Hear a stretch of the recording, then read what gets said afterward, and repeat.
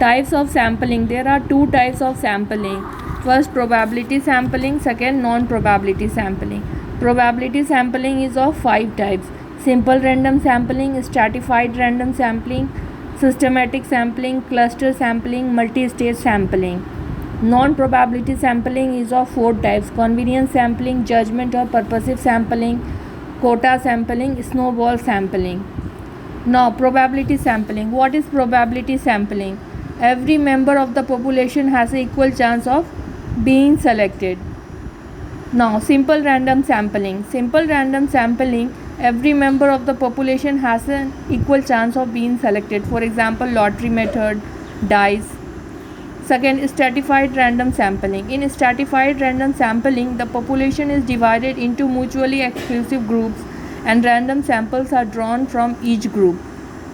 The population is divided into subgroups based on relevant characteristics, for example, gender, income, age, etc. Next, systematic sampling. The entire population is arranged in a particular order, either ascending or descending, and every nth population is selected. For example, every 10th school is selected as a sample out of 100 schools. Cluster sampling. In cluster sampling, the population is divided into groups such as city blocks. The researcher draws a sample of the group to interview. Now, the multi-stage sampling. In multi-stage sampling, the population is divided into various groups. Again, these groups are divided into subgroups and then the sample is collected. So, it is called multi-stage sampling.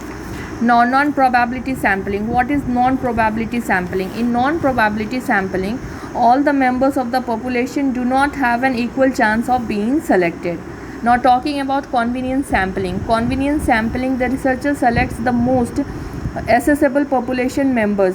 The researcher sees his or her comfortability while selecting the sample. Second, the judgment or purposive sampling. In judgment or purposive sampling, the researcher selects population members who are good prospects for accurate information. Researcher uses expertise to select a sample. Next, quota sampling. In quota sampling, data is collected from a homogeneous group. For example, 55% female, 45% male. Snowball sampling. Last but not the least, in snowball sampling,